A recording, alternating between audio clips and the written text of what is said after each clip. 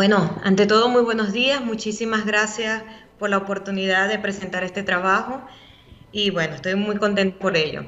El trabajo que les vengo a presentar es la corrosión inducida microbiológicamente del acero y del cobre en aguas del río Caroní perteneciente a los sistemas de enfriamiento del cojinete guía de la turbina de la central hidroeléctrica en Macagua. Yo soy la ingeniero Lice Linares y este trabajo lo realicé en conjunto con la ingeniero Joana Morillo y con la doctora Linda Gil. Siguiente. Las centrales hidroeléctricas del Bajo Caroní poseen una serie de equipos y de componentes necesarios para la producción de la energía, los cuales liberan una gran cantidad de calor en ese proceso, teniendo que utilizarse sistemas de enfriamiento. Estos sistemas están conformados por serpentines a través de los cuales se hace circular agua del río Caroní con el fin de lograr mantener la temperatura de otro fluido dentro del rango de operación. Sin embargo, los sistemas de enfriamiento utilizan agua sin tratamiento y esto ha producido la rotura de tubos, ensuciamiento, parada de unidades.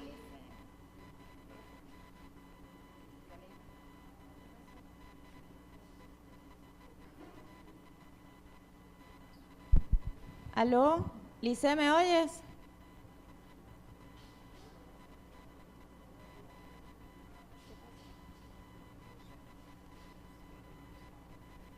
Realizó una evaluación indicando que los serpentines, tanto de acero como de cobre, poseen un proceso de corrosión por celdas de aireación diferencial de concentración de oxígeno que se están desarrollando entre el metal y la biopelícula y un posible crecimiento bacteriano sobre los tubos. Siguiente. Debido a esto, y también motivado a que el Departamento de Mantenimiento hizo una sustitución de los serpentines de cobre por serpentines de acero, entonces se decidió evaluar la corrosión inducida microbiológicamente de estos materiales en los sistemas de enfriamiento del cojinete guía de la turbina. ¿Cómo lo realizamos? La metodología es la siguiente. Pasamos a la siguiente lámina. Primero, se realizó la recolección y la preparación de muestras. El Departamento de Mantenimiento nos proporcionó muestras de tubos nuevos y otros sin usar, tanto de cobre como de acero.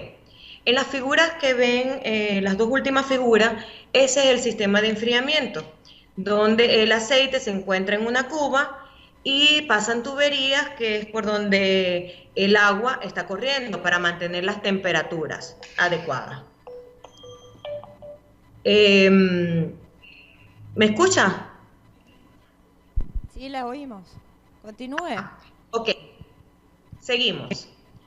Luego de realizar el análisis, perdón, que tomamos las muestras, realizamos un análisis metalográfico y químico a través de la norma STM E395, de tal manera de poder identificar el tipo de material que se está utilizando en los serpentines.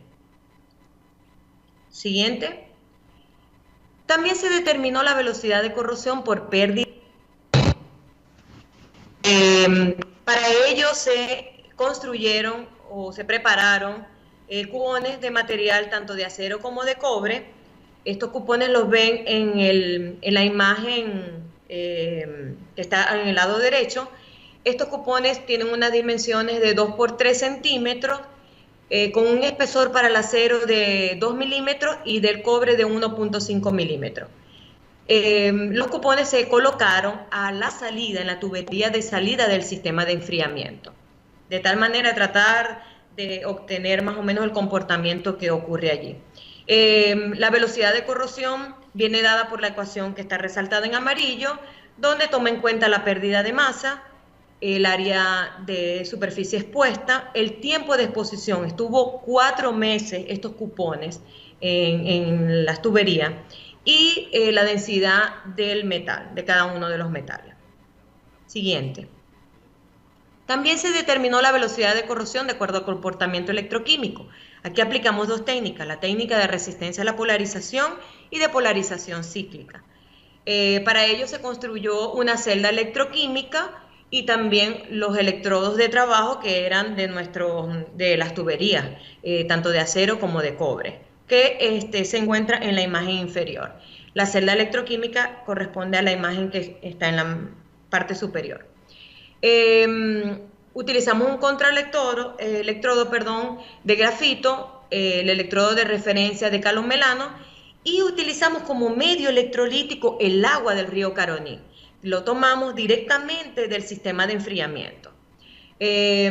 Para realizar las pruebas se utilizó un potenciostato Ganri de la serie 300 del Laboratorio de Corrosión de allá de UNESPO, y determinamos la velocidad de corrosión por la ecuación que está resaltado en amarillo, que utiliza la constante B, que es la constante de Stern y Gehry, que viene relacionada por la ecuación, por las pendientes de Tafel, y multiplicada por la variación de la densidad de corriente por unidad de cambio del potencial. También las pruebas de polarización cíclica nos permitió determinar la tendencia a la picadura de los materiales. Siguiente. También se determinó las bacterias oxidadoras de hierro a través del método de prueba de Gren y Lons, especificado en las normas NEIS, cuyo método permite observar la deposición de hierro sobre la varilla plástica, indicando como positivo la presencia de bacterias oxidadoras de hierro. Se determinó y se realizó el contagio de bacterias sésiles bajo la técnica de dilución seriada. Esta técnica fue bajo la norma NEIS, también TM106 y RP0775, donde el material que se depositó sobre los cupones, que tuvieron 4 meses de exposición, se rasparon, se colocaron en la solución buffer que ustedes ven en la imagen central, y luego se realizó una inoculación sobre los medios de cultivo que están en la imagen final, con respecto a las bacterias sulfato reductoras, bacterias productoras de ácido y reductoras de hierro. Seguimos. Para finalmente realizar el último análisis, que fue el análisis de la morfología de la biopelícula y de ataque, a través de la fijación de las biopelículas del sustrato por medio de la solución de TROMS. También se recubrió con óleo palladium para poder ser visualizado bajo el microscopio electrónico de barrido, que está acoplado a un retrodispersor de energía y que nos permitió también obtener los elementos presentes. Siguiente, los resultados fueron los siguientes.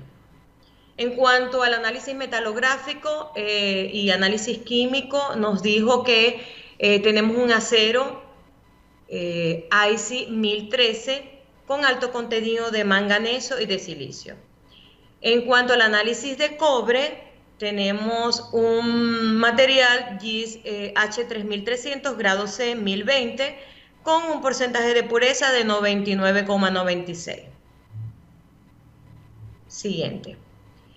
En cuanto a la velocidad de corrosión, obtuvimos que el cobre presentó mayor velocidad de corrosión tanto por pérdida de peso como en el comportamiento electroquímico, con un valor de 0.048 milímetros por año, y en cuanto a las técnicas electroquímicas, su velocidad de corrosión fue de 0.076 milímetros por año. Siguiente. En cuanto a la tendencia a la corrosión localizada, tenemos que ambos materiales presentaron tendencia a la picadura, siendo para el caso del acero hay una mayor resistencia a picarse. Sin embargo, una vez obtenido un potencial de picadura, ella es capaz de crecer y de irse desarrollando más picaduras, se convierte en un material completamente activo. En cambio, en el caso del cobre, a pesar de que también tiene una tendencia a la corrosión localizada, las picaduras pueden tener una tendencia a la repasivación. Siguiente. Los resultados del método de prueba de Grange y Lund nos dieron positivo, indicando que hay bacterias oxidadoras de hierro. Se depositaron pequeñas partículas sobre la varilla, tal como se muestra en la figura. En cuanto a los resultados de la determinación del contagio de bacterias sepsis, tenemos lo siguiente.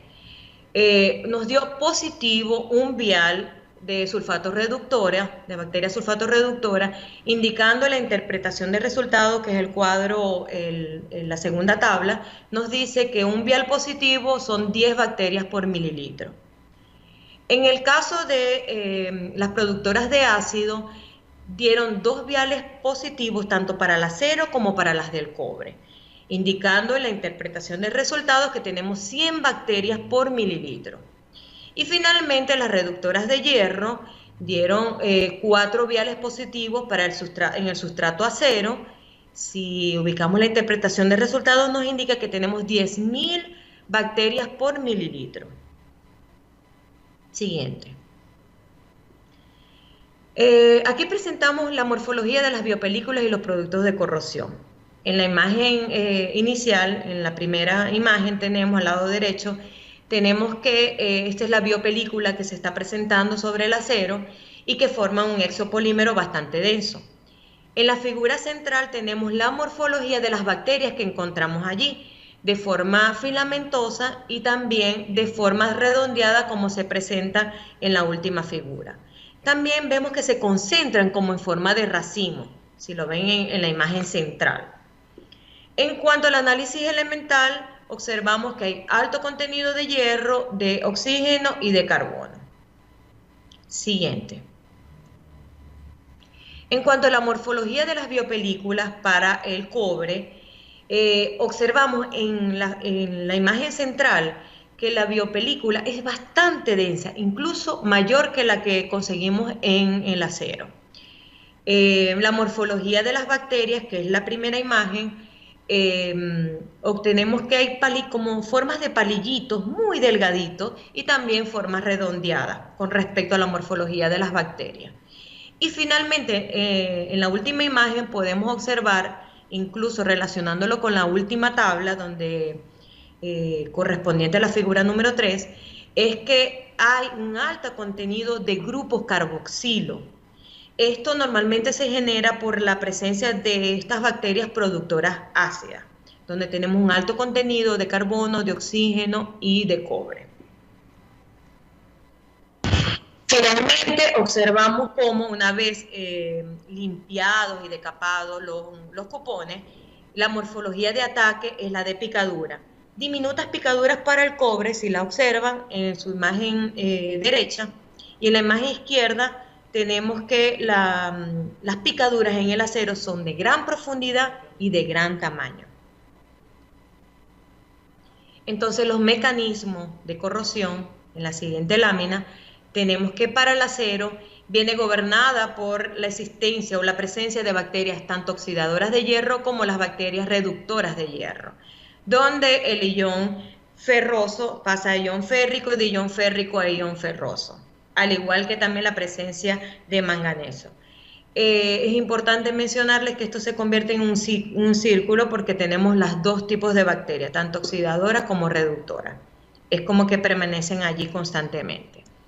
En el caso del cobre, tenemos una reacción catódica adicional que se está dando, debido a que a medida que pasa el tiempo, estas bacterias van acidificando el medio y entonces hay una deposición de cobre dentro de esa biopelícula, generando entonces una reacción, una segunda reacción catódica. Y eso es lo que está ocurriendo en el cobre.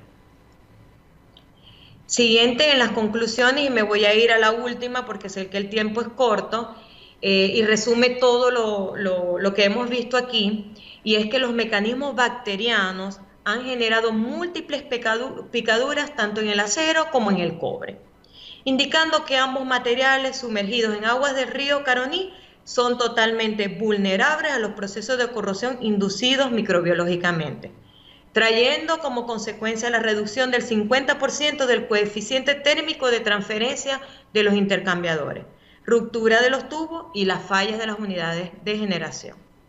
Esa es la conclusión de este trabajo. Muchísimas gracias por su atención. Gracias, Lisette. ¿Alguna pregunta del público? El doctor Rosales tiene una pregunta para ti. Lisette. Sí, dígame. Ajá, fíjate, como línea de investigación, una pregunta, hay ahorita muchas publicaciones sobre, aparte de la corrosión que pudiese causar el agua o los factores ambientales, qué sé yo, es el efecto de las líneas de alta tensión sobre las tuberías cercanas a tuberías tanto superficiales como subterráneas. Ustedes en el grupo de la profesora Linda no han pensado en extender más allá y estudiar, aparte de la corrosión normal, esa que hace el estudio, someter esos materiales a las cercanías de altas tensiones y ver qué tanto cambian las condiciones cuando tienen todos los efectos posibles de corrosión. Sí, le explico lo siguiente. Estos sistemas de enfriamiento no están cercanos a la parte de inducción, algunos, otros sí. En el caso del cojinete guía de la turbina, sí. Sin embargo, nosotros realizamos previamente a esto una evaluación a ver si existían corrientes, lo que llamamos las corrientes parásitas. Yo fui con un grupo del Centro de Investigaciones en ese entonces y pudimos medir para ver si existía algún tipo de corriente que estuviera afectando incluso los ejes, porque los ejes se están corroyendo en algunas de las máquinas. Pero realmente el efecto no es por corrientes inducidas. En el caso de otras zonas, sí es factible hacer la evaluación, no precisamente en las centrales hidroeléctricas, sino más bien en otras áreas. Por ejemplo, lo que son torres de transmisión, se han venido realizando también otro tipo de estudios, ya bien sea por corrosión por suelo y por las tendencias a estas corrientes parásitas que pudieran estar generando incluso daño. De hecho, hubo una propuesta de una protección catódica en torres, utilizando corriente impresa de la misma cargas que se pudieran estar generando en la torre, ¿me entiendes? Y poder utilizarla más bien como protección catódica. Qué bueno, excelente. Gracias. Gracias. ¿Alguna otra pregunta? Si tenemos otra pregunta del público. Ajá, buen día. Buenos días. En esa investigación se pudieron dar cuenta del tamaño de las colonias de bacterias cuando atacaban el acero y cuando atacaban el cobre. Esto te lo pregunto porque en una parte vi un paper que trataba el cobre como un bactericida, o sea, eliminaba bacterias. No sé, ¿qué piensas de eso? Sí, de hecho, si pudo observar los viales que dieron positivo para el cobre, solamente fueron las bacterias productoras de ácido, que son las que realmente están creciendo en el cobre, más no así las de hierro. Entonces, ¿cuál es el problema acá? Que hicieron una sustitución del cobre por serpentines de acero. Entonces, eso por supuesto ha traído como consecuencia que las condiciones, se crearon las condiciones para que las bacterias, tanto oxidadoras como reductoras de hierro, crecieran allí. En el caso de las de acero, de las de cobre, está creciendo, son las bacterias productoras de ácido. Y en cuanto a su tamaño, si pudo observar, las picaduras del cobre son bastante diminutas, pero se crea una biopelícula bastante densa. Si pudo observar en las imágenes, el crecimiento bacteriano era mucho menor que el que había en el acero. A lo mejor por esa forma de ser el cobre, que de hecho se utiliza muchísimo en sistemas de recubrimiento para la parte marina, como algicida, ¿ves? Pero siguen creciendo lamentablemente otro tipo de bacterias. A veces no es tan ofensivo para este tipo de bacterias como son las productoras de ácido. Gracias. Listo, así culminamos entonces la conexión. Gracias, Linares. Excelente ponencia. Muchísimas gracias a ustedes.